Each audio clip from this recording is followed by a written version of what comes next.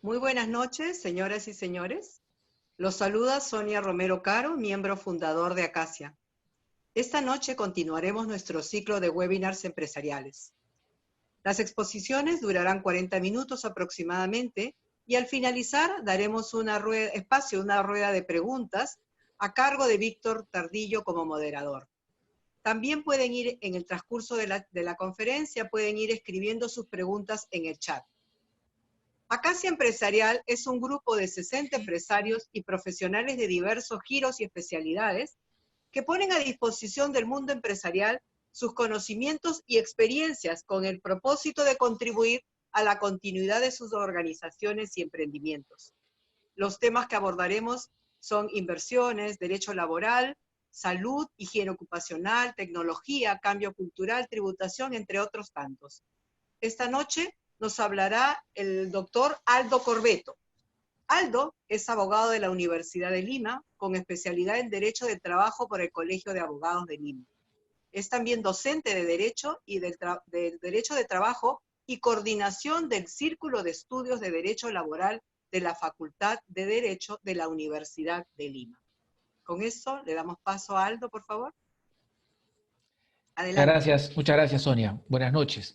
Sí, efectivamente, el día de hoy justamente quería compartir con ustedes los cambios que estamos apreciando en la relación laboral como consecuencia, pues, de este estado de emergencia en el cual nos encontramos lamentablemente como consecuencia de esta pandemia del coronavirus. En ese sentido, quería compartir con ustedes algunos datos que provienen directamente de la OIT. La OIT, el 7 de abril del año 2020, ha efectuado una publicación donde nos permite apreciar la magnitud del daño que puede ocasionar esta pandemia del coronavirus, no solamente a la salud de la población, sino también a las relaciones de trabajo. La OIT encuentra que actualmente hay personas que se encuentran en el mundo entero, 2.700 millones de trabajadores en el mundo se encuentran hoy en día paralizados total o parcialmente.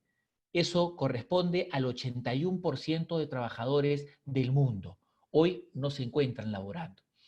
En el segundo trimestre del 2020, la OIT considera también que va a existir una reducción mundial del empleo, aproximadamente el 6.7% del empleo mundial, que corresponde a 195 millones de trabajadores en el mundo entero. La peor crisis, la peor reducción del empleo en el mundo desde la Segunda Guerra Mundial. Además, 1.250 millones de trabajadores en el mundo, aproximadamente el 38% de trabajadores, laboran en sectores que hoy en día afrontan una gravísima caída de la producción y por lo tanto se encuentran en grave peligro de perder sus empleos. Esta es la situación que nosotros encontramos en el mundo. Y bueno, la gran pregunta es cuál es la situación en nuestro país y vamos a conversar un poquito sobre qué es lo que sucede en el Perú. En el Perú, todo empieza con la declaración del estado de emergencia sanitaria que fue publicada el 11 de marzo de este año, con una duración en principio de 90 días calendarios. Entonces, estos 90 días culminarían el próximo 9 de junio, salvo que esto se amplíe. Y este detalle no es menor, porque muchas de las normas laborales que se han dictado en este estado de emergencia, los plazos se refieren justamente al estado de emergencia sanitaria, por motivo por el cual tenemos que tenerlo en claro. Después de la declaratoria del estado de emergencia sanitaria, repito, de 11 de marzo del año 2020 por 90 días, encontramos que el estado de emergencia nacional fue declarado el 15 de marzo del 2020 y en principio duraba pues hasta el 30 de marzo de este mismo año, y las principales características de este estado de emergencia nacional es que se ordena el aislamiento social obligatorio, que conocemos como cuarentena, y solamente se permite realizar determinadas actividades relacionadas con bienes y servicios esenciales. ¿De acuerdo? Entonces, este detalle también es muy importante, porque toda aquella empresa, todo aquel empleador que no realice estos bienes y servicios esenciales está impedido de realizar sus labores.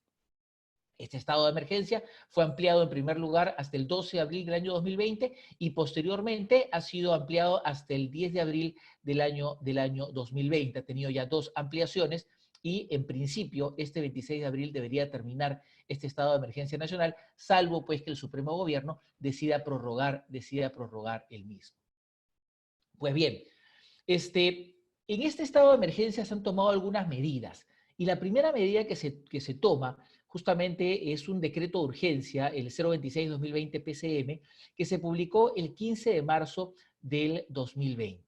Entonces, encontramos que este decreto de urgencia 026-2020 crea una figura nueva, inexistente hasta ese momento en nuestro ordenamiento jurídico, que es el trabajo remoto. Y dispone que este trabajo remoto, que ha sido creado por esta norma legal que acabamos de mencionar, se puede aplicar únicamente durante la vigencia de esta emergencia sanitaria. O sea, en principio se podría utilizar esta modalidad hasta el 9 de junio, que dura la emergencia sanitaria hasta el momento. ¿Cuál es la característica de este trabajo remoto? Este trabajo remoto permite realizar labores subordinadas y la diferencia es que el trabajador puede realizar estas labores desde su domicilio o desde cualquier lugar donde esté cumpliendo este aislamiento social obligatorio. Incluso puede desarrollar estas labores fuera del país a través de la tecnología de la información y de las comunicaciones. ¿Cuáles son las obligaciones que surgen como consecuencia de este trabajo remoto? El empleador tiene como obligaciones, en primer lugar, no puede afectar el vínculo laboral ni la remuneración del trabajador. En segundo lugar, tiene que comunicar al trabajador por cualquier medio, puede ser incluso redes sociales o WhatsApp, tiene que comunicar al trabajador la implementación de este trabajo remoto. Y además, tiene que asignarle las labores que tiene que cumplir durante la realización de este trabajo remoto, porque se entiende pues que no necesariamente serían las mismas labores que cumplía en el centro de trabajo. También el empleador tiene que establecer cuáles son los mecanismos a través de los cuales va a supervisar las labores por este trabajador. Y si se implementaran nuevos sistemas, plataformas o aplicativos que antes el trabajador no utilizó, el empleador tiene la obligación pues de capacitar al trabajador en la utilización de estos nuevos mecanismos que estarían siendo implementados. ¿Quiénes son las personas que tienen prioridad para este trabajo remoto? ¿De acuerdo? La norma es muy clara, la población de riesgo. ¿Y quiénes conforman la población de riesgo? En primer lugar, trabajadores que tienen 60 o más años.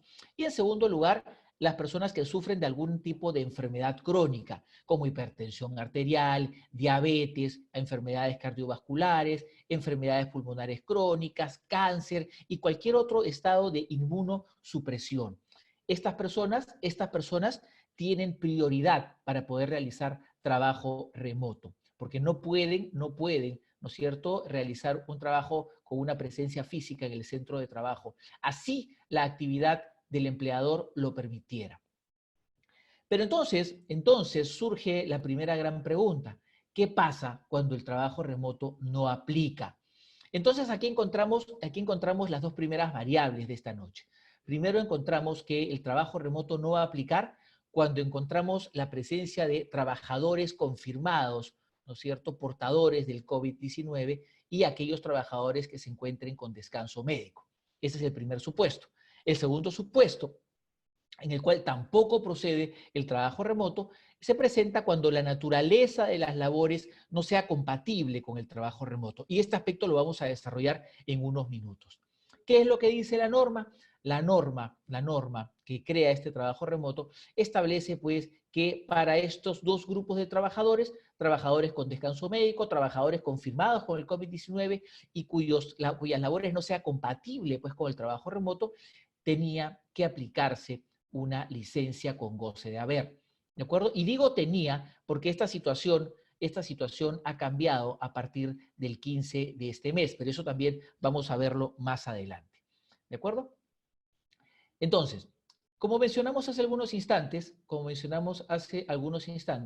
hasta el 14 de abril del año 2020 encontramos que era obligatorio que los empleadores paguen a sus trabajadores, ¿no es verdad?, la llamada licencia con goce de haber.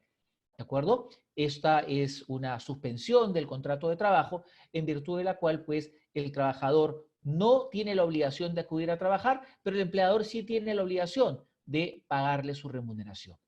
A partir del día 15 de abril de este año, esta situación ha cambiado, ¿de acuerdo? Porque se va a permitir implementar a los empleadores una licencia sin goce de haber. Y esto es posible gracias a que se publicó el decreto de urgencia 038-2020. ¿Qué es lo que dice esta norma? Esta norma adquiere una importancia muy grande en estos momentos porque establece lo siguiente.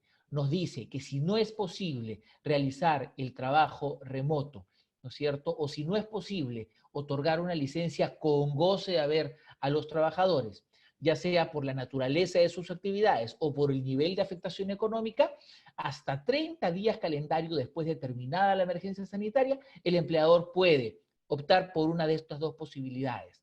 Primero, adoptar medidas para mantener el vínculo laboral y la percepción de remuneraciones.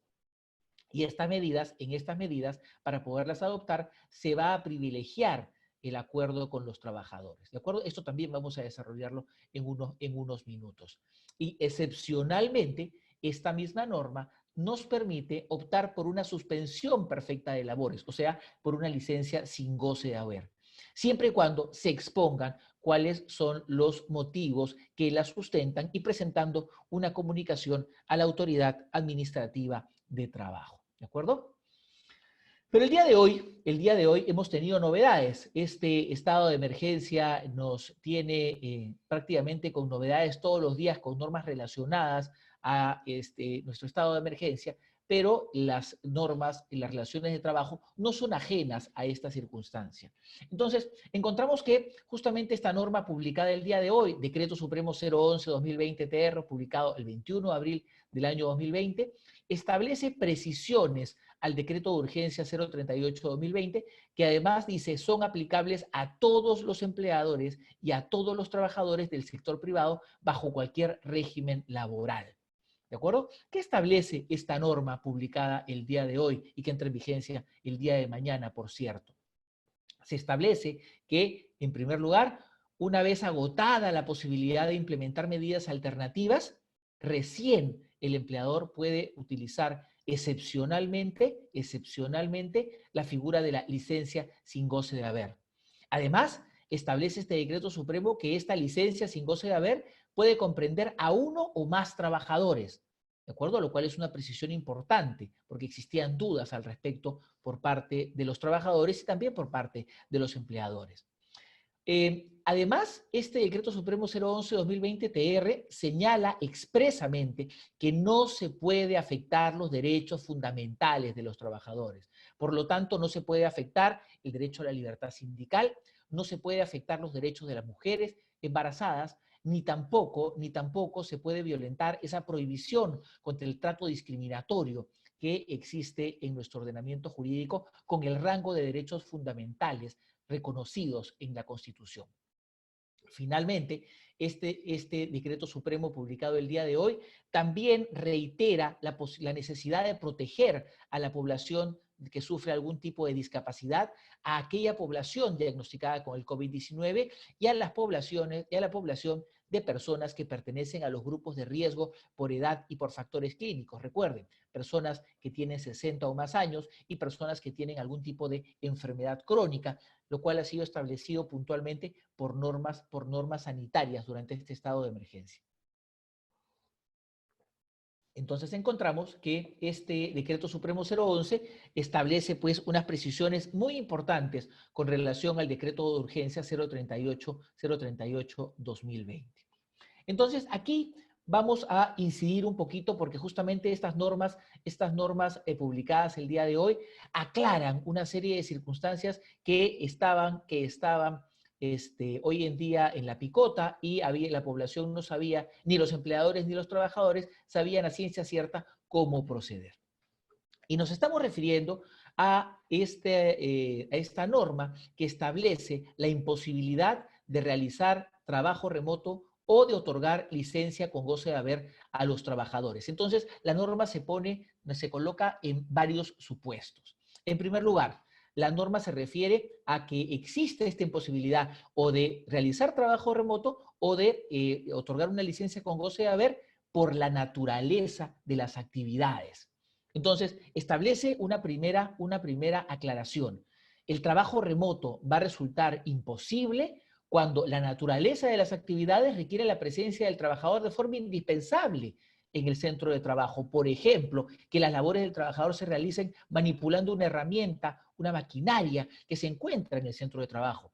En este caso es inmaterialmente imposible realizar pues, el trabajo remoto. ¿Y cuándo resulta imposible otorgar una licencia con goce de haber compensable? Cuando no resulte razonable la compensación del tiempo dejado de trabajar. Y la norma establece acá 4 supuestos en los cuales no es razonable proponer la compensación del tiempo dejado de laborar. En primer lugar, cuando en el centro de trabajo existan turnos que abarcan pues las 24 horas del día. Resulta materialmente imposible compensar pues en ese caso las horas dejadas de laborar. En segundo lugar, cuando extender el horario de trabajo puede poner en riesgo la seguridad y la salud de los trabajadores. También no es razonable pues que se presente esta compensación del tiempo dejado de laborar. En tercer lugar, cuando el horario de atención del empleador se sujete a restricciones legales, ¿no es cierto? Entonces, si el horario del empleador se sujeta a restricciones legales, también resulta pues imposible de efectuar la compensación del tiempo dejado de laborar. Y la norma señala otras situaciones que escapen del control, que escapen de las manos, escapen de la decisión de los empleadores y de los trabajadores. En estos casos, ¿no es cierto? Existe pues imposibilidad de realizar trabajo remoto y existe imposibilidad de pagar una licencia con goce de haber compensable, porque no es posible la compensación de estas horas extras. Tenemos también un segundo caso, en el cual la imposibilidad del trabajo remoto o de pagar una licencia con goce de haber se origina más bien en el nivel de afectación económica del empleador. Y aquí teníamos una gran duda, porque el decreto de urgencia 038-2020 PCM no especificaba qué se entiende por afectación económica del empleador. Entonces, en este caso también la norma se pone en 2 supuestos. El primero de los supuestos es para los empleadores que realizan actividades permitidas durante ese estado de emergencia. ¿De acuerdo? Entonces, la norma establece la forma en la cual nosotros podemos determinar si realmente existe una afectación económica de estos empleadores. ¿Cuál es el procedimiento? La norma establece que existe un procedimiento para adoptar medidas en el mes de abril, y la norma también establece un diferente procedimiento para adoptar medidas a partir de mayo de este año en adelante. ¿Cuál es el procedimiento que se utiliza para adoptar medidas en el mes de abril de 2020? Repito, por favor, para los empleadores que están realizando actividades permitidas durante el estado de emergencia. En primer lugar, tenemos que hablar de un ratio. Este ratio se obtiene, ¿no es verdad?, utilizando o calculando las remuneraciones de todos los trabajadores divididas entre las ventas del empleador en el mes de marzo del 2020. Y ese ratio se tiene que comparar con el ratio del mes de marzo del año 2019, o sea, de un año atrás. Si este ratio registra un incremento mayor a 6 puntos porcentuales para las MIPES y a 13 puntos porcentuales para las medianas y grandes empresas, se pueden adoptar medidas en este mes de abril del año 2020. ¿Y qué va a suceder con las medidas que se pueden adoptar a partir del mes de mayo del 2020 en adelante? También tenemos que calcular este ratio. También tomamos las remuneraciones de los trabajadores, las dividimos entre las ventas del empleador en el mes anterior, y eso se compara con el ratio del mismo mes del año 2019. Si este ratio registra un incremento mayor a 12 puntos porcentuales para el caso de las MIPES o de 26 puntos porcentuales para las medianas y grandes empresas, también se pueden adoptar medidas a partir del mes de mayo del 2020 en adelante. La norma se pone en otra posibilidad también, ¿no es verdad? Y en este caso se refiere a la imposibilidad de otorgar, de realizar trabajo remoto o de otorgar una licencia con goce de haber por el nivel de afectación económica, pero en este caso para las empresas cuyos empleadores no pueden realizar actividades porque estas actividades no están permitidas durante el estado de emergencia. Entonces, encontramos también que, por un lado, la norma establece cuál es el procedimiento para poder adoptar estas medidas en el mes de abril del año 2020 y cuál es el procedimiento para poder adoptar estas medidas a partir de mayo del 2020 en adelante. Entonces, cuando estamos frente a la posibilidad del empleador de poder adoptar medidas en el mes de abril del 2020, se toma el ratio. Dividimos las remuneraciones de todos los trabajadores entre las ventas del mes de marzo del empleador. Lo comparamos con el ratio del mes de marzo del 2019 y si este ratio registra un incremento mayor a 4 puntos porcentuales para las MIPES y mayor a 11 puntos porcentuales para medianas y grandes empresas, el empleador puede adoptar medidas en este mes de abril del 2020. Pero si quiere adoptar las medidas a partir del mes de mayo de 2020 en adelante, también tiene que calcular el ratio. Igual, la sumatoria de las remuneraciones de todos los trabajadores dividida entre sus ventas del mes anterior se compara con el ratio del mismo mes del año 2019. Si se registra un incremento mayor a 8 puntos porcentuales para las MIPES y mayor a 22 puntos porcentuales para medianas y grandes empresas, estas empresas que no tienen actividades permitidas durante el estado de emergencia, también pueden adoptar las medidas correspondientes. Después vamos a hablar justamente de cuáles son estas medidas de las cuales habla la norma. Esta norma establece también un tercer caso. Cuando se presenta el caso de imposibilidad de realizar trabajo remoto o de pagar una licencia con goce de haber, también por el nivel de afectación económica, pero nos ponemos en el caso de los empleadores que tienen menos de un año de funcionamiento. Igual se va a tener que calcular este ratio, ¿de acuerdo? Este total de remuneraciones de los trabajadores dividido en el volumen de ventas, ¿de acuerdo? Pero este ratio se va a comparar en función al ratio promedio del promedio de ventas de la empresa durante sus 3 primeros meses de funcionamiento, ¿de acuerdo? Esa es la diferencia. Y finalmente nos ponemos en un caso en el cual existen muchos empleadores. Existe la imposibilidad de generar o aplicar el trabajo remoto o de pagar una licencia con goce de haber, también por el nivel de afectación económica, pero para los empleadores que tienen ventas cero en el mes anterior, ¿de acuerdo? Y la norma establece que cuando los empleadores tienen cero ventas en el mes anterior, pueden aplicar las medidas correspondientes. Bueno, entonces nos preguntamos, ¿cuáles son esas medidas de las cuales hemos venido conversando durante varios minutos ya esta noche? Entonces, las medidas son las siguientes. En primer lugar, se puede otorgar descanso vacacional adquirido y que se encuentre pendiente de goce. Es decir, cuando existen récords vacacionales vencidos, se puede otorgar a los trabajadores estos descansos vacacionales. Pero además, la norma permite adelantar el descanso vacacional de aquellos trabajadores que todavía no hayan cumplido el récord. Por ejemplo, un trabajador que todavía no haya cumplido su récord vacacional, que lo cumpla recién en el mes de julio o en el mes de agosto de este año. La norma permite acordar con el trabajador el adelanto de este descanso vacacional. La tercera disposición de esta norma, la tercera medida que se permite para tratar de mantener la vigencia del vínculo laboral. Recuerden ustedes que todas estas normas tienen el principal espíritu de que el vínculo laboral entre el empleador y sus trabajadores subsista, porque lo peor que puede suceder es que las personas pierdan su trabajo en estas circunstancias. Entonces, la tercera medida que permite esta norma, recuérdenlo por favor, cuando no se pueda realizar trabajo remoto o cuando no se pueda pagar esta licencia con goce de haber compensable, es acordar la reducción de la jornada laboral. Y esta reducción de la jornada laboral va a traer consigo una reducción proporcional de la remuneración del trabajador. Y la norma establece que aquí se va a utilizar el criterio de valor hora. Entonces, reduzco reduzco la jornada laboral del trabajador y por lo tanto reduzco en la misma proporción la remuneración de los trabajadores. La cuarta medida es simplemente la reducción de la remuneración.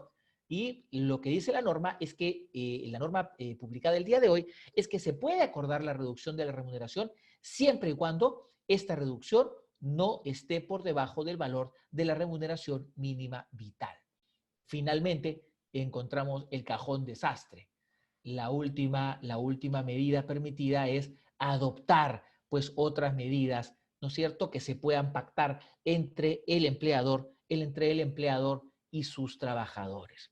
Entonces, estas son las medidas que tendría que implementar el empleador en principio.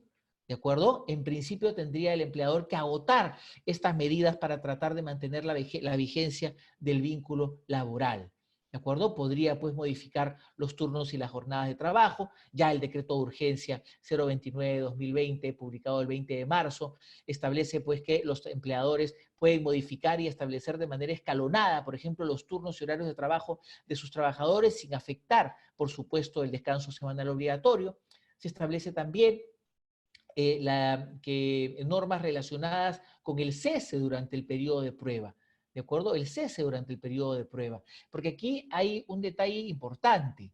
Cuando nosotros encontramos que al inicio de la relación laboral se establece pues un periodo de prueba, ¿no es cierto? Que para el trabajador, para los trabajadores comunes de la empresa es de 3 meses, para el personal de confianza es de 6 meses y para el personal de dirección es de 1 año. Entonces, históricamente, el empleador no tenía que manifestar ninguna razón para cesar al trabajador dentro de este periodo de prueba. Porque cuando se cesa al trabajador dentro de este periodo de prueba, el trabajador no es en ese sentido. Entonces, vamos a ver que en las actuales circunstancias, encontramos que el cese durante el periodo de prueba debe guardar relación con la falta de conocimientos o con la falta de aptitudes esperadas para el puesto que el trabajador ocupa. Y la norma lo dice muy clara. No puede ser usado este cese durante el periodo de prueba para cesar a los trabajadores por la causa del estado de emergencia nacional. ¿De acuerdo? Entonces, esto tenemos que tenerlo en consideración porque es una limitación que establece pues nuestro actual ordenamiento jurídico propio de nuestro estado de emergencia. ¿Y qué sucede con el vencimiento de los contratos a plazo fijo? Vamos a ver que a pesar de encontrarnos en un estado de emergencia nacional, la causa de la extinción de la relación laboral por término del plazo del contrato es válida. ¿Esto qué quiere decir? Que durante el estado de emergencia, si nosotros tenemos un contrato modal, un contrato de trabajo a plazo fijo, y ese contrato modal, ¿no es cierto?, llega a su fin, su fecha de finalización se produce durante la vigencia del estado de emergencia nacional, esta es una causa válida de extinción de la relación laboral. Pero claro, aquí tenemos que hacer una breve explicación, porque esta situación se presenta en la medida en que el contrato de trabajo es un contrato de trabajo elaborado con arreglo a ley. ¿Por qué digo esto? Porque ya el Tribunal Constitucional y la Corte Suprema de Justicia han determinado en jurisprudencia uniforme que únicamente se puede utilizar contratos de trabajo a plazo fijo, contratos modales, en la medida en que las labores a desarrollar por el trabajador sean labores temporales o accidentales. ¿Esto qué quiere decir? Que cuando se ha utilizado la contratación de estos trabajadores a través de un contrato modal y las labores que se desarrollan no son temporales ni accidentales, sino que son labores permanentes en la empresa, nos encontramos frente a un supuesto denominado la desnaturalización de los contratos de trabajo. Y esto adquiere un riesgo importante para los empleadores, porque ¿qué es lo que sucede? El empleador utilizó indebidamente un contrato a plazo fijo para labores permanentes del giro del negocio. Entonces, cuando vence este contrato de trabajo y el empleador no lo renueva, si el trabajador demanda desnaturalización de contratos de trabajo, ¿no es verdad? Se entiende que ese cese, que el empleador pensaba que era un cese por vencimiento del plazo de la contratación, se convierte en un despido incausado. Y al convertirse en un despido incausado, es como si se abriera una caja de Pandora para el empleador. El trabajador puede reclamar la reposición en el puesto de trabajo y también puede reclamar el pago de indemnizaciones por daños y perjuicios, ¿no es cierto? Puede reclamar una indemnización por lucro cesante, puede reclamar una indemnización por daño moral, con lo cual el perjuicio para el empleador, ¿no es cierto?, es por demás importante. Entonces, es importante que los empleadores, antes de no renovar los contratos a plazo fijo, tomen nota de esta situación y realmente puedan verificar pues que estos contratos hayan cumplido con lo que la norma señala o define como la causa objetiva de la contratación. ¿De acuerdo? Si los contratos están bien hechos, si los contratos se ajustan a la ley, no hay ningún problema. Finaliza la relación laboral y esto no va a traer ninguna consecuencia para el empleador. Pero si esto no sucede, como hemos mencionado hace algunos instantes, las consecuencias para el empleador pueden ser realmente importantes desde el punto de vista económico por el pago de las indemnizaciones que acarrearían. Entonces hay que tener mucho cuidado al momento de contratar, porque no olvidemos que la regla en las relaciones laborales es que esta contratación sea a plazo indefinido y la excepción son los contratos modales, los contratos a plazo fijo. Pero como ya sabemos, estamos en el Perú, ¿no es cierto? Y la cosa funciona exactamente al revés, ¿de acuerdo? Pero no debemos perder de vista justamente cuál es el mandato legal. Esta norma ha traído también determinadas medidas compensatorias a favor de los trabajadores que se encuentren en suspensión perfecta de labores, ¿de acuerdo? O sea, la norma no desampara a los trabajadores que se encuentren en suspensión perfecta de labores, o sea, una licencia sin goce de haber. Y un grupo de medidas ha sido relacionada a las AFP, y otro grupo de medidas ha sido relacionadas a las CTS. En cuanto se refiere a las AFP, ya el decreto de urgencia 033-2020, publicado el 27 de marzo de este año, suspendió el aporte de los trabajadores a la AFP correspondiente al mes de abril del año 2020. ¿Esto qué significa? Que los trabajadores en las remuneraciones del mes de abril de 2020 ya no se les va a descontar los aportes obligatorios, ¿no es cierto?, de la AFP. Solamente se les va a descontar, ¿no es cierto?, un porcentaje muy pequeño que corresponde al seguro.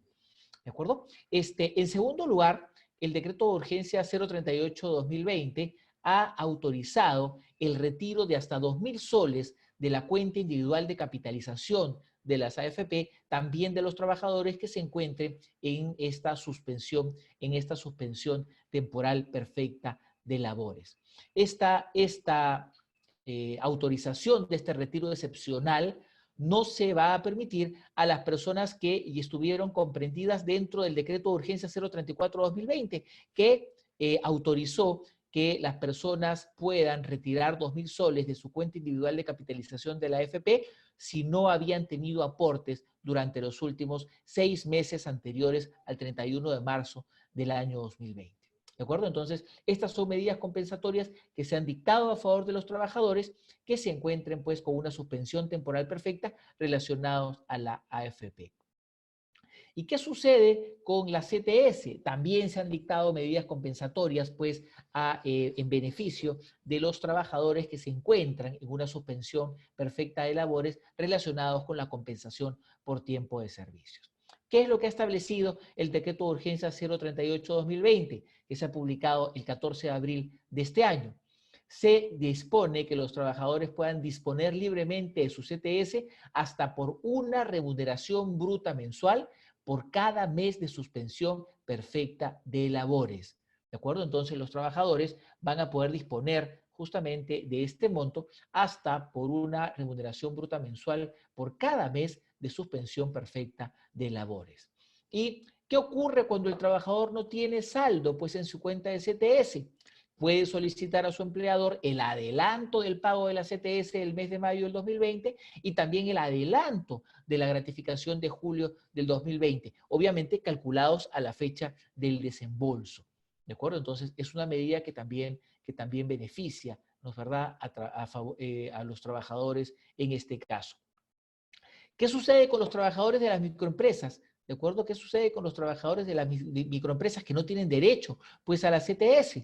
Vamos a ver que estos trabajadores de la microempresa que tienen una remuneración bruta de hasta 2.400 soles, para ellos se crea la llamada prestación económica de protección social que otorga el Seguro Social de Salud hasta por 760 soles mensuales y máximo por un plazo de 3 meses, ¿de acuerdo? Entonces, estos son beneficios, estas son medidas compensatorias que se han dictado en favor de los trabajadores que se encuentran en una suspensión temporal perfecta de labores, ¿de acuerdo?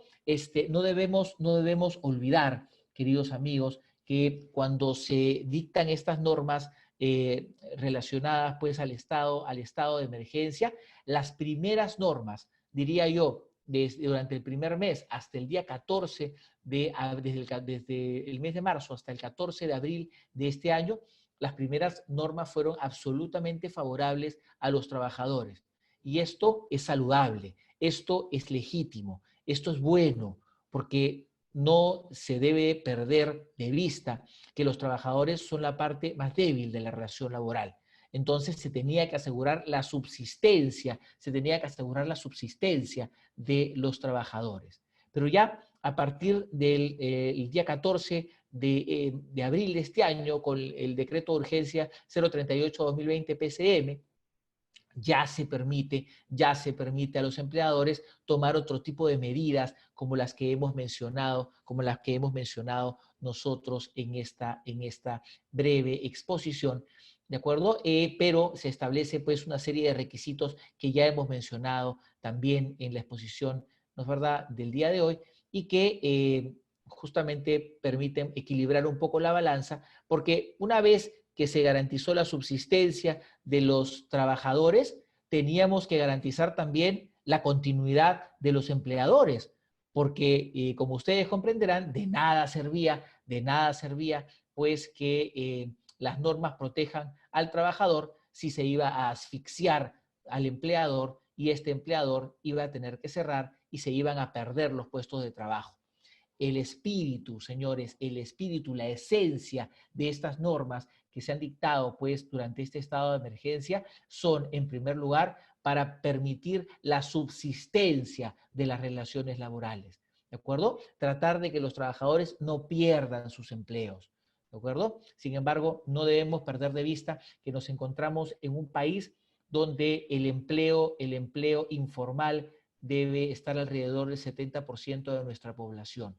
Entonces, para esos trabajos informales, justamente el Estado ha dictado otro tipo de normas, pero que ya, ¿no es cierto?, escapan de la materia laboral que nosotros hemos venido a desarrollar en esta noche. Muchas gracias por su atención y quedo, ¿no es cierto?, esperando las preguntas de los participantes para poder intentar responder las mismas de la mejor manera posible. Muchas gracias.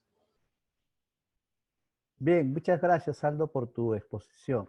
La verdad ha sido bastante clara y bueno, efectivamente ya tenemos algunas preguntas de los participantes. Te lanzo la primera del señor Juan Chuquipoma. Él pregunta, ¿qué diferencia hay entre la reducción del sueldo a la remuneración mínima vital y la reducción de la jornada laboral? ¿En qué instancia se aplica?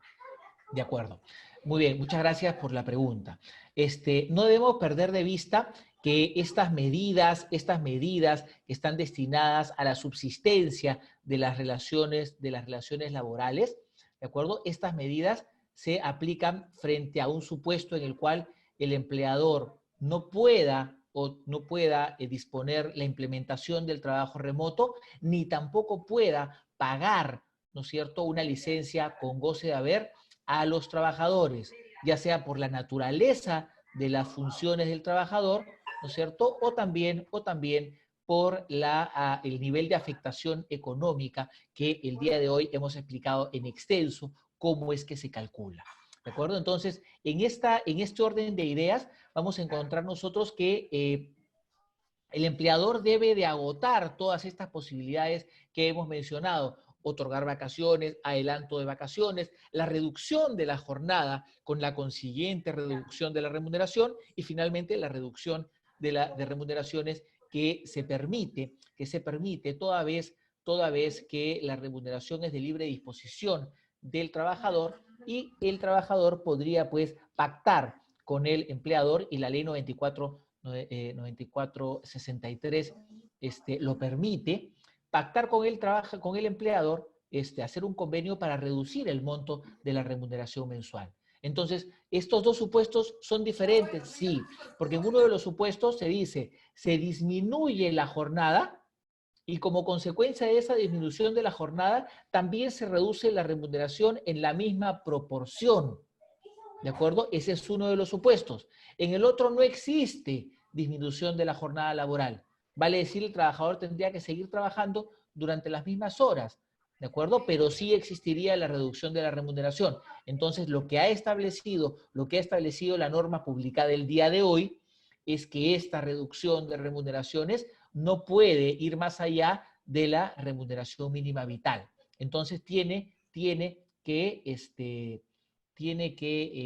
respetarse, ¿no es cierto?, esta remuneración mínima vital, justamente para establecer el monto mínimo dentro del cual puede reducir las remuneraciones el empleador. Bien, muchas gracias. La siguiente pregunta es del señor. Primero, antes de que lanzarte la pregunta, a todos, por favor, les agradeceré que las consultas las hagan vía el chat para poder hacérselas llegar al doctor Corbeto. La segunda pregunta es del señor, del usuario Orna, que indica que como persona jurídica está preguntando si puede aplicar a la suspensión perfecta de labores. Si como persona natural cuenta con ahorros, si es que hay alguna relación con ellos, si es que el ministerio va a hacer revisión de sus cuentas personales para ver si puede enfrentar la situación ante esta situación.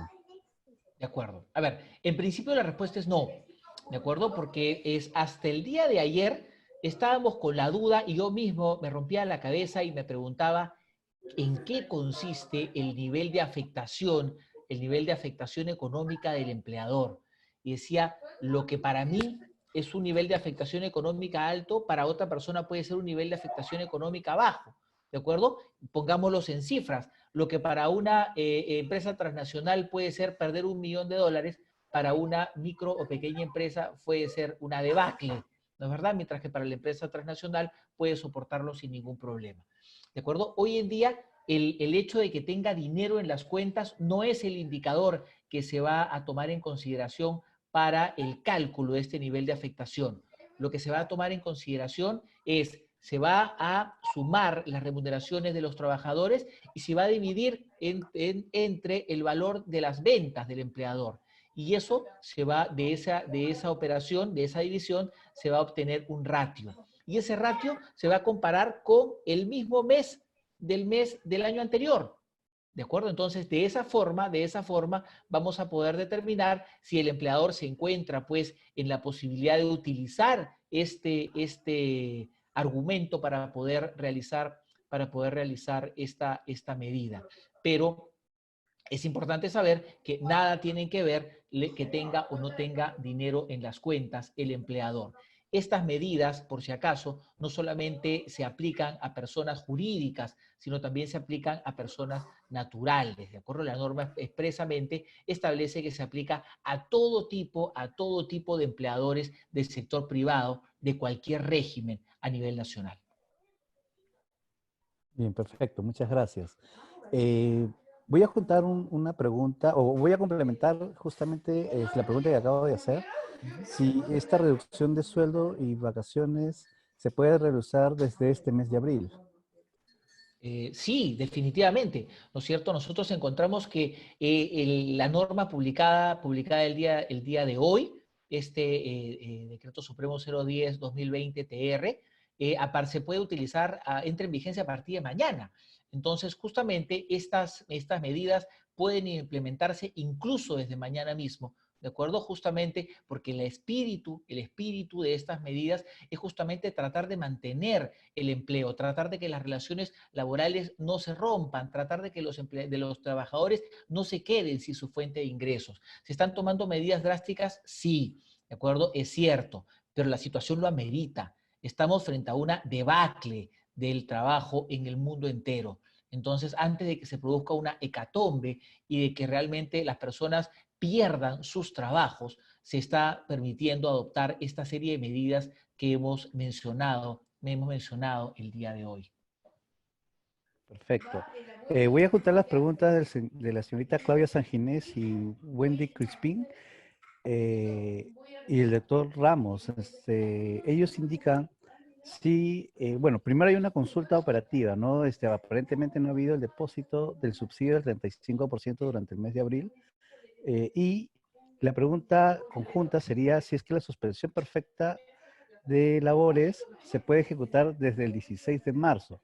Y si adicionalmente, si estás aplicando la suspensión perfecta, pues puede negar la posibilidad de poder tener un financiamiento, el financiamiento del programa Reactiva Perú. A ver, en realidad hay varias, ¿de acuerdo? Hay varias preguntas aquí. ¿Se me escucha, Víctor?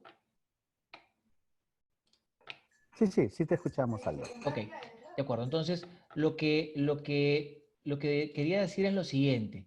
En primer lugar, tenemos que saber, porque me preguntaron ahí sobre el subsidio del 35%, y decían que no se ha depositado este subsidio del 35%.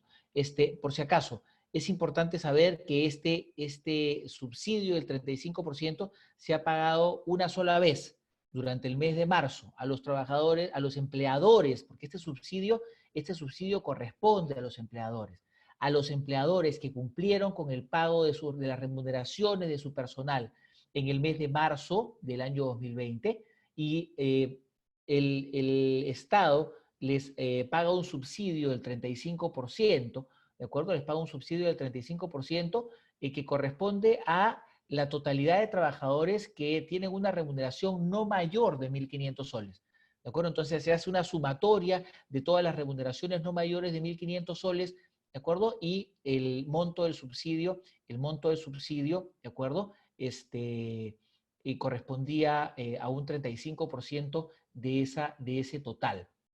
Y claro, la gran pregunta es, ¿y por qué al resto del personal no? ¿De acuerdo? ¿Por qué no se incluyó dentro de este subsidio a la totalidad de trabajadores y solamente a los trabajadores que tienen una remuneración no mayor de 1.500 soles? Es una excelente pregunta. Al final todos son trabajadores, ¿no es cierto? Y el empleador ha pagado las remuneraciones de ellos y de los demás. ¿De acuerdo? Entonces, en este caso, se estaría, digamos, sancionando al empleador que paga mejor. ¿De acuerdo? Y ese empleador no habría, ¿no es cierto?, percibido este subsidio. Para percibir este subsidio había que realizar, pues, la inscripción correspondiente.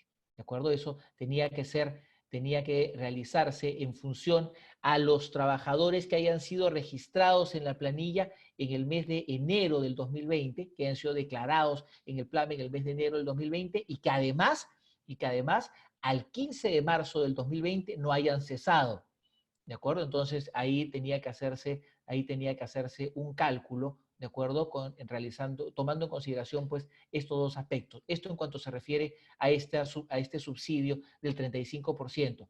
Perdóname, Víctor, la segunda parte de la pregunta, ¿a qué se refería? Porque tenía tres partes esta pregunta. Sí, la segunda parte está referido a si ya recibimos el subsidio del 35%. Hay dos variantes que tenemos que considerar acá. La primera es si es que podríamos ser admitidos por el programa Reactiva Perú, el financiamiento, y la segunda, si es que nos podrían negar la solicitud de la suspensión perfecta. Ya, a ver, ok, perfecto. Entonces, en principio, un trabajador que recibió este subsidio del 35% podría acogerse a las normas del crédito de Reactiva Perú. Sí, ¿de acuerdo? Sí, sí podría. No existe ninguna limitación al respecto. La tercera parte de la pregunta se refiere a que si por haber cobrado ese subsidio del 30% le pueden impedir realizar una suspensión perfecta de labores. A ver, las normas que se han publicado hoy, son las que regulan, digamos, el caso puntual de la suspensión perfecta de labores también. Entonces, ¿qué es lo que se establece el día de hoy? Se establece que, en primer lugar, el empleador, antes de aplicar esta suspensión perfecta de labores, tiene que aplicar las otras medidas que hemos mencionado. Vacaciones, adelanto de vacaciones, reducción de la jornada con la consiguiente reducción de la remuneración y, en último lugar, ¿no es cierto?, la reducción de remuneraciones. Cuando habla de otras medidas, se refiere a cualquier otra medida en la cual puedan adoptar el empleador y el trabajador con la intención de hacer que subsista el vínculo laboral.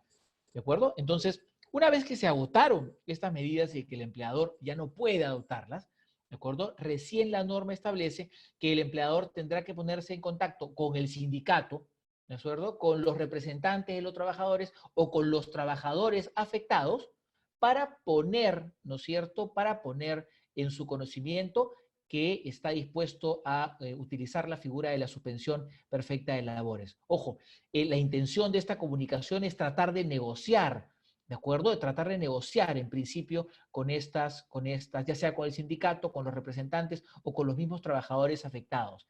Y la norma establece también que tiene que existir constancia de estas comunicaciones, ¿de acuerdo? Entonces no es tan sencillo, pues, ¿no es cierto?, proceder a la suspensión perfecta de labores, pero el haber recibido esta compensación en el mes de marzo no impide que en el mes de abril, ¿de acuerdo?, el empleador pueda solicitar, pues, adoptar esta medida en la medida en la que ha cumplido con todo el procedimiento que hemos descrito. Perfecto, muchas gracias. Tengo una pregunta de Manuel Moreno Olivares. Aparentemente es un alumno tuyo. Me indica que ha leído la ley y efectivamente durante el periodo de prueba no se están exentos del despido arbitrario. Pero por lo que entiende es que sí puede haber el despido durante el lapso de 3 meses. ¿Eso es correcto? A ver, sí, como mencionamos hace algunos instantes, justamente el periodo de prueba consiste en aquel periodo en el cual, pues, si estuviéramos boxeando, sería el round de estudio, ¿no es verdad? Por un lado el trabajador y por el otro lado el empleador están mutuamente probándose, ¿no es cierto?, a ver si la relación laboral funciona. Entonces, históricamente en nuestro país, ¿qué es lo que sucedió? El empleador, dentro de ese periodo de prueba, no tenía la necesidad de esgrimir ningún argumento para cesar a los trabajadores, ¿de acuerdo? Y eso ha venido funcionando así, ¿no es cierto?, con el transcurrir de los años. Pero ¿qué es lo que sucede? Estamos en una situación de emergencia y de lo que se trata es justamente de preservar los puestos de trabajo. Entonces, la idea, el espíritu de las normas es que el empleador no aproveche esta coyuntura y diga, bueno, pues en realidad se nos complica el tema desde el punto de vista económico, entonces resuelve todos los contratos que tenemos antes de que pase el periodo de prueba, antes de cumplir el periodo de prueba. Entonces, en estas circunstancias se ha dejado claramente establecido que el empleador tendrá que utilizar esta figura del cese dentro del periodo de prueba en la medida en la que pueda probar, en la que pueda acreditar, pues, que el trabajador no tiene las capacidades o las habilidades necesarias para desempeñar el puesto de trabajo para el cual ha sido contratado. ¿De acuerdo? Entonces, si el empleador puede probarlo, no existe ningún motivo para que no pueda resolver este contrato dentro del periodo de prueba. Pero si por el contrario existe una figura en la cual este trabajador ha recibido, pues, felicitaciones, agradecimientos, reconocimientos públicos por las labores que ha desempeñado y de pronto le llega una comunicación donde el empleador le comunica poner fin a la relación laboral dentro del periodo de prueba, pues estaríamos, o podríamos presumir, en todo caso un juez podría presumir que efectivamente la causa del cese dentro del periodo de prueba no tiene relación alguna con la capacidad o las habilidades del trabajador y por lo tanto se convertiría pues en un despido ilegal, ¿no es verdad? Entonces vamos a ver qué sucede en el futuro, pero esa es mi opinión en cuanto se refiere a esta normativa relacionada al cese dentro del periodo de prueba. Muchas gracias. La siguiente pregunta es respecto a, tengo una persona que es responsable de una junta vecinal no formalizada y tienen 2 vigilantes adultos mayores de 65 años. La pregunta es si se puede acoger a una suspensión temporal perfecta de labores. Ya, yo entiendo, lo que pasa es que aquí la pregunta no es del todo clara, ¿no es cierto? En principio, la gran pregunta es si no están formalizadas, ¿estos trabajadores se encuentran registrados en una planilla? ¿Son trabajadores formales o son trabajadores informales? ¿De acuerdo? Esa es la primera pregunta, ¿de acuerdo? Esa sería la primera pregunta que tengo, porque no me queda muy claro el asunto. Ahora, en segundo lugar, entiendo que estos trabajadores pertenecen a una población de riesgo, ¿de acuerdo? Pertenecen a una población de riesgo. Y el decreto de urgencia 038 establece una diferencia. Para la población de riesgo no cabe la suspensión perfecta de labores. Sí las otras alternativas, ¿de acuerdo? Sí el empleador podría negociar con ellos cualquiera de las otras alternativas que hemos mencionado. Vacaciones, adelanto de vacaciones, reducción de la jornada con reducción de remuneraciones o la simple reducción de las remuneraciones, ¿de acuerdo? Pero la suspensión temporal perfecta de labores, o sea, la licencia sin goce de haber para estas personas no correspondería porque forman parte de lo que nosotros denominamos la población de riesgo, ¿no es cierto?, en este estado de emergencia. Perfecto, gracias. La siguiente pregunta es, si una persona de alto riesgo, ¿se le puede dar licencia perfecta? Justamente la respuesta es la misma, ¿no es cierto? Justamente por encontrarse esta población dentro de esta población de riesgo, encontramos que no sería perfecto, no sería posible otorgarle esta licencia sin goce de haber, ¿no es cierto? Por las consideraciones expuestas. Sí podríamos apelar a un acuerdo entre empleador y trabajador en cualquiera de las otras alternativas que hemos mencionado varias veces en esta exposición. Gracias. La siguiente pregunta es de Luis Ramírez, que trabaja en el sector salud en el MINSA y pertenece a la ley 19990. Tiene más de 40 años de servicio y más de 60 años de edad, ¿no? Trabaja en el área de bebés. Ahora está con licencia, pero la pregunta es si existe alguna normativa o alguna indicación, o sea, como se encuentra dentro de estas personas vulnerables, si es que esta medida que han tomado con él es legítima o no. Perdóname, ¿cuál es la medida? ¿En qué circunstancia está? ¿Está con licencia con goce de haber? ¿Me pareció escuchar? No me lo especifica, pero aparentemente indica que está con licencia nada más. De acuerdo, está con licencia. Bueno, lo adecuado en este caso sería una licencia con goce de haber, ya que pertenece pues a una población de riesgo. Sin embargo, como mencionamos hace algunos instantes, de acuerdo, hasta el día 14 era obligatorio, hasta el día 14 de abril era obligatorio que le otorguen una licencia con goce de haber, y a partir del día 15 en adelante ya los empleadores pueden tomar cualquiera de las otras medidas que hemos conversado, ¿de acuerdo? En la charla del día de hoy. Motivo por el cual no tengo muy claro si tiene una licencia con goce o sin goce. Si actualmente tiene una licencia sin goce de haber, yo creo que es ilegal. Si actualmente tiene una licencia con goce de haber, no habría ningún inconveniente. Perfecto. Mira, tengo la siguiente pregunta. Se ha dado la normativa en que se puede tener acceso a los fondos de la AFP, pero hay un grupo de personas que aportan a la ONP. En este caso, ¿cómo ellos podrían acceder, si pueden tener acceso a este tipo de fondo también? Ya, lo que sucede es que son regímenes absolutamente diferentes, ¿de acuerdo? Son regímenes absolutamente diferentes. La razón por la cual se ha permitido que las personas retiren dinero de su cuenta individual de capitalización en las AFP es justamente por esa, porque es su dinero, ¿de acuerdo? En el régimen de la público, digamos, en el régimen público, todo el dinero que las personas aportan se va a un fondo común. Entonces, no hay manera de saber cuánto dinero corresponde a cada uno, ¿de acuerdo? Es un fondo social, digamos. Entonces, la diferencia con las AFP es que justamente este dinero que aportan las personas a la AFP va a una denominada cuenta individual de capitalización. Y esa cuenta individual de capitalización va a ser invertida por la AFP para que en el momento en el que llegue la edad de la jubilación, ¿no es verdad? Existen diferentes alternativas. Incluso hoy día pueden retirar la mayor parte de ese dinero, ¿no es cierto? El 95.5% de ese dinero a partir de los 55 años, por lo menos hasta el momento. Entonces, hoy en día existe esta posibilidad de retiro para la AFP por ese motivo. Y entiendo yo, lo cual puede sonar muy injusto, ¿no es cierto? Puede sonar muy injusto, pero no existe ninguna norma relacionada a las personas que aportan a la ONP. Excelente, gracias. Tengo una pregunta del usuario Johan. Y pregunta si pueden prorrogar el pago de la CTS del mes de mayo, siempre y cuando el trabajador no gane más de 2.400 soles. Sin embargo, aparentemente acá tengo un trabajador que gana 2.000 soles de remuneración, más 300 soles de movilidad, más 200 soles en ticket de alimentos. En esta situación, ¿también deberían prorrogar el depósito de la CTS?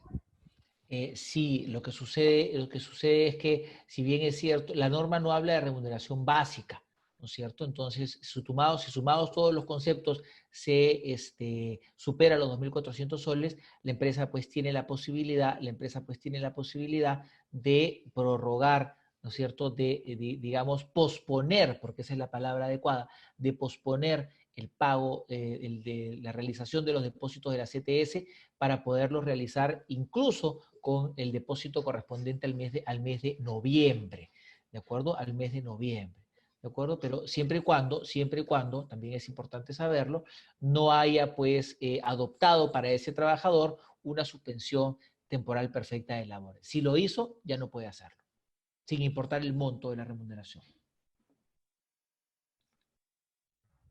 Perfecto. Acá hay una pregunta del usuario Coqui.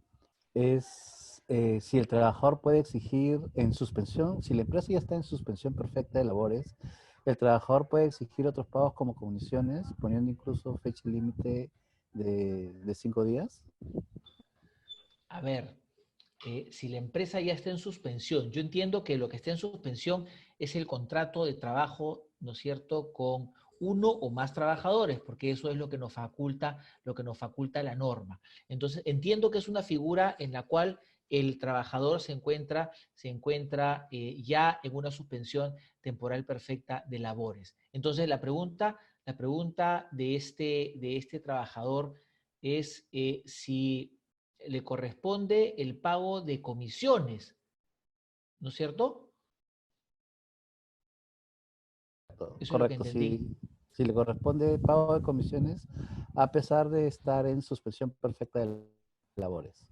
A ver, yo puedo comprender que si las comisiones se generaron cuando el trabajador se encontraba laborando, ¿no es verdad? Si ya se han generado esas comisiones y le corresponde percibir el pago, yo diría que tiene que percibir el pago, ¿no es cierto? Porque en la medida en la que él se encuentra, pues en una suspensión temporal perfecta de labores, no cabría la posibilidad de que se generen nuevas comisiones, toda vez que la relación laboral se encuentra suspendida. Repito, si estas comisiones se generaron con anterioridad a la suspensión temporal perfecta de labores, entendería que sí el trabajador tiene derecho a cobrar las mismas, ¿no? Porque son fruto de su trabajo, ¿no es verdad?, que se generó antes de esta suspensión temporal perfecta de labores. Perfecto. La siguiente pregunta que tengo es de la señorita María del Carmen Maza. Ella, bueno, tiene un restaurante en el cual tiene 6 trabajadores y los tiene en la misma categoría de posiciones, son mozos o azafatas. La pregunta es si es que podría aplicar la suspensión perfecta de manera parcial. Tres podrían pasar a suspensión perfecta y los otros tres mantenerlos laborando, o tendría que cambiarlos de área para que pueda aplicar la suspensión perfecta. No, yo entiendo. Primero, mi solidaridad con todas aquellas personas que tienen negocios, restaurantes que se han visto pues afectados como muchas otras áreas, ¿no es verdad? Pero lo bueno de la norma que ha sido publicada el día de hoy es que especifica que esta situación de suspensión temporal perfecta de labores se puede aplicar a uno o a más trabajadores. ¿De acuerdo? Ojo, en la medida en la que se cumplan los requisitos de los cuales hemos estado conversando el día de hoy. ¿De acuerdo? En la medida en la que se cumplan estos requisitos, podría ser uno o podrían ser más trabajadores. No tiene necesidad de cambiarlos de área. ¿De acuerdo? No tiene necesidad de cambiarlos de área. Cumplido el requisito, tiene derecho a aplicar esta medida. Pero ojo, hay que recordar que primero el empleador tiene que agotar las anteriores alternativas. ¿No es cierto? No me cansaré de decirlo. ¿No es verdad? Vacaciones, adelanto de vacaciones, reducción de la jornada con la consiguiente reducción de la remuneración o el convenio de reducción de remuneraciones. ¿De acuerdo? Y tiene que cumplir también con las formalidades de poner en conocimiento del sindicato, del trabajador, la decisión de tomar esta medida, argumentando por qué está tomando esta medida, con lo cual esta comunicación permite pues iniciar una serie de negociaciones con el sindicato o con el trabajador, y que ya pues frustradas o fracasadas las mismas, recién puede tomar la decisión de aplicar una suspensión temporal perfecta de labores. Excelente. Fernando Tello nos pregunta si una empresa debe cerrar, ¿qué pasa si una empresa debe cerrar líneas luego del estado de emergencia? ¿Qué pasa si una empresa debe cerrar líneas dentro del estado de emergencia? Líneas de producción, entiendo, ¿no es cierto? Yo también tengo que línea de producción, pero habla Aldo, sobre perdón, posterior Aldo. al estado Sí, de... Ya, a ver, Fernando. en realidad, ¿qué tal? En realidad mi pregunta va a lo siguiente. O sea, hay empresas, de hecho conozco un par, que tienen líneas de negocio que definitivamente van a tener que cerrar porque dado el tiempo que está pasando ya no son rentables, y ya no son solo rentables, sino que tampoco son viables.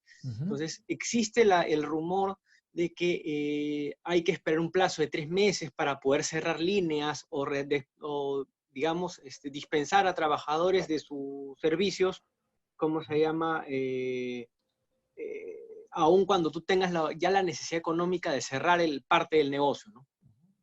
Sí, bueno, las normas no dicen nada. En este estado de emergencia no existen normas al respecto, ¿de acuerdo? Lo que sí es claro es que hay que hacer una distinción aquí que considero importante, y gracias a Fernando a tu pregunta me permito realizar esta aclaración. Esta suspensión temporal perfecta de labores no es la suspensión temporal perfecta de labores que estableció el Decreto Supremo 00397-TR. Tiene otras connotaciones, ¿de acuerdo? Esa suspensión temporal perfecta de labores del 00397-TR de la Ley de Productividad y Competitividad Laboral, el Ministerio de Trabajo aclaró, ¿no es cierto?, que esa posibilidad frente a el caso fortuito o fuerza mayor no es la misma norma que se está implementando como consecuencia del estado de emergencia. ¿De acuerdo? Entonces, son normas que tienen supuestos diferentes y que tienen también consecuencias y requisitos diferentes. ¿De acuerdo? Entonces, en estos momentos del estado de emergencia, yo no me animaría a cesar a estos trabajadores bajo el argumento de que ya no existe el negocio. ¿De acuerdo? Yo particularmente no lo haría. No digo que sea una situación extraordinaria, pero en estos momentos en los cuales el espíritu de la normativa es justamente tratar de mantener estas relaciones laborales vigentes, yo adoptaría alguna de las medidas que sí están permitidas, al menos hasta que pase la ola, ¿no es cierto? Al menos hasta que pase esta situación del estado de emergencia, para que las cosas vuelvan a la normalidad y se permita nuevamente la implementación de las medidas que sí todos conocemos durante tiempos en los cuales no hemos estado pues, en estado de emergencia. Entonces yo creo que estamos viviendo una situación excepcional que se ha tratado de regular la misma de la mejor manera posible, ¿de acuerdo? Yo sé que el gobierno central tiene muchos detractores y muchos críticos, pero la verdad que ni este gobierno ni ningún otro, no solamente de nuestro país, sino del mundo entero, creo que estaba preparado para una situación como la que estamos viviendo. Entonces, lo que se está haciendo es en realidad lo más razonable.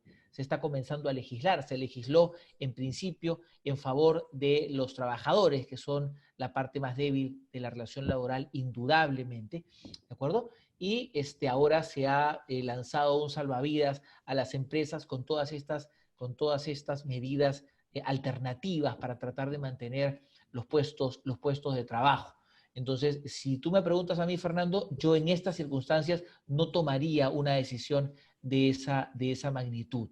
Esperaría pues que pase el estado de emergencia. Gracias.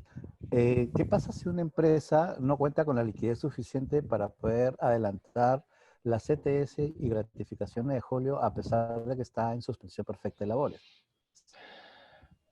¿Qué sucede si una empresa no está en la posibilidad? Ya, bueno, justamente el espíritu para el cual ha sido creado Reactiva Perú es ese, ¿de acuerdo? Porque se parte de la premisa de que muchos empleadores ya no cuentan con dinero y tampoco tienen acceso a créditos bancarios por uno o por otro motivo. Entonces, el espíritu por el cual se ha creado justamente Reactiva Perú es para que los empleadores puedan tener créditos blandos, créditos, ¿no es cierto?, con unas tasas bajas que se está rumoreando que podrían oscilar entre un 2 y un 4%, ¿de acuerdo? Y que justamente ese dinero sirva para pagar las obligaciones con el personal y para pagarle a sus proveedores, ¿de acuerdo? Porque como ustedes comprenderán, para la empresa también es muy importante cumplir con sus proveedores, porque si no cumple con sus proveedores, estos proveedores justamente no van a proveerlos de lo que necesita para que el negocio pueda subsistir.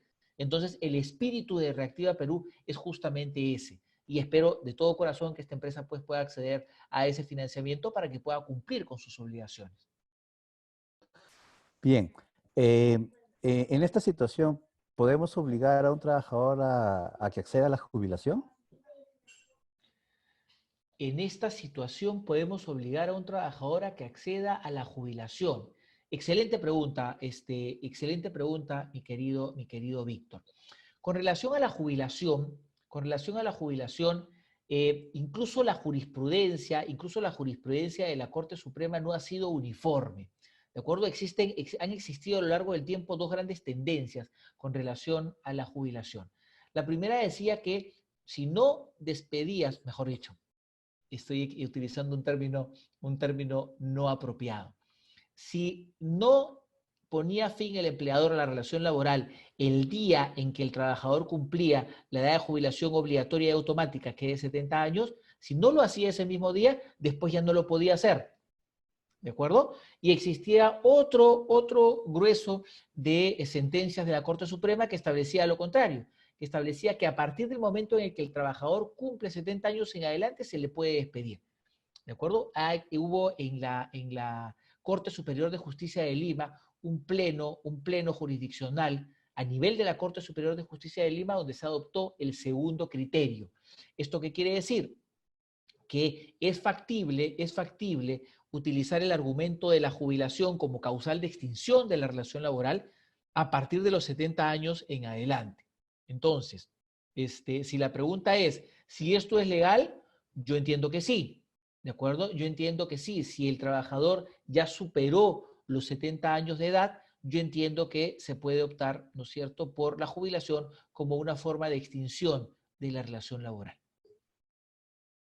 Perfecto. Tengo dos últimas preguntas. Ya nos hemos excedido bastante del tiempo para ya no dejar muchas preguntas pendientes. La pregunta de Carlos López es, ¿la empresa considerada de servicio especial está autorizada a funcionar en este estado de emergencia? Pero algunos trabajadores decidieron de forma unilateral no asistir al laboral, argumentando por temor por la exposición. ¿El vínculo laboral se puede extinguir? A ver, aquí existe una figura interesante, ¿no? la empresa está autorizada a realizar labores, porque entiendo que, digamos, su giro pertenece a esta provisión de bienes y servicios esenciales, ¿no es cierto?, en este estado de emergencia. Y el personal se niega a asistir. Bueno, aquí tenemos que tener en consideración dos aspectos desde mi humilde punto de vista. En primer lugar, cada uno es dueño de sus miedos, ¿no es cierto? Entonces, lo adecuado hubiera sido que estos trabajadores soliciten al empleador una licencia sin goce de haber, ¿de acuerdo? Por motivos personales, por el miedo a contagiarse, qué sé yo, del coronavirus, podrían haber solicitado una licencia sin goce de haber al empleador. Creo yo que hubiera sido la solución más apropiada. Ahora, si debiendo ir a trabajar no han asistido, dependiendo del número de días que hayan dejado de laborar, pues podrían haber incurrido en la causal de despido relacionada con el abandono de trabajo. ¿De acuerdo? Ahora, esta figura también hay que tomarla con pinzas, porque ¿qué sucede si el trabajador no es que no haya querido ir a trabajar, sino que de repente está enfermo? ¿De acuerdo? Entonces, la empresa podría cursar las cartas de preaviso, pero siempre teniendo en consideración que si el trabajador acredita que se encontraba pues con descanso médico, ¿no es cierto? Imaginen ustedes padeciendo no solamente coronavirus, sino cualquier otra enfermedad, y acredita que la decisión de no asistir a trabajar no se originó en su voluntad, sino en un impedimento físico, yo entiendo que el procedimiento de despido se debería interrumpir, ¿no es cierto? Y se debería permitir que cuando el trabajador se recupere, obviamente, acreditando pues los descansos correspondientes, ¿no es cierto? Cuando los pueda obtener, porque ustedes saben que en estas circunstancias en las cuales no existen consultas médicas, ¿cómo el trabajador podría obtener el certificado de incapacidad temporal para el trabajo? No existe forma alguna, ¿no es verdad? Entonces tendríamos que esperar que se regularice este estado de que finalice ese estado de emergencia para que se reanuden las consultas médicas, para que el empleador pueda conseguir, pues, de los médicos una, digamos, justificación para su inasistencia. ¿De acuerdo? Muchas gracias. La última pregunta que tengo para ti es si la suspensión perfecta de labores puede ser considerada de manera retroactiva, si la podemos tomar desde el 1 de abril o si esta aplica desde la fecha en la cual te vienes registrando. A ver, interesantísima la pregunta, pero lo primero que tenemos que saber es que esta figura de la suspensión temporal perfecta de labores recién se ha autorizado a partir del día 15 de abril. Entonces no podríamos aplicarla desde el 1 de abril, por un lado. Por otro lado, pues no existe la retroactividad. ¿De acuerdo? Entonces nosotros encontramos que a partir del día 15 en adelante podría haberse implementado, sí, pero recién el día de hoy se ha establecido la operatividad de esas licencias sin goce de haber. Entonces, recién a partir de mañana podrían entrar en vigencia. ¿Qué sucede con los empleadores que se apresuraron y han implementado estas medidas antes del día de hoy? O sea, después del 14, me refiero a partir del día 15 hasta ayer, por ejemplo. Bueno, habrían actuado en cumplimiento de la norma, ¿no es cierto? Porque la norma no establecía todavía cuál era el criterio. Yo creo que no deberían ser sancionados, ¿de acuerdo? Yo creo que no deberían ser sancionados, en este caso por Sunafil, por ejemplo, ¿no es verdad? Pero sí hay que tener en consideración que si la medida no se tomó hasta el día de hoy, a partir de mañana existen una serie de requisitos que se tienen que tomar y desde mi humilde punto de vista, la medida se tiene que adoptar a partir del momento en el que se adopta la decisión en adelante, no hacia atrás, ¿de acuerdo? Porque nuestro ordenamiento jurídico no contempla la retroactividad. Bien, muchísimas gracias, Aldo. En realidad ha sido bastante ilustrativo y preciso en los comentarios. No tengo mayores preguntas por ahora que revisar. Le invito a toda la audiencia a que pueda continuar a nuestras sesiones de webinar. Mañana tenemos a las 7:30 de la noche a la doctora Marilyn Velasco, que presentará cómo poder reingresar a nuestros centros laborales los protocolos que debemos estar siguiendo. Muchas gracias a todos. Muchas gracias, Víctor. Buenas noches.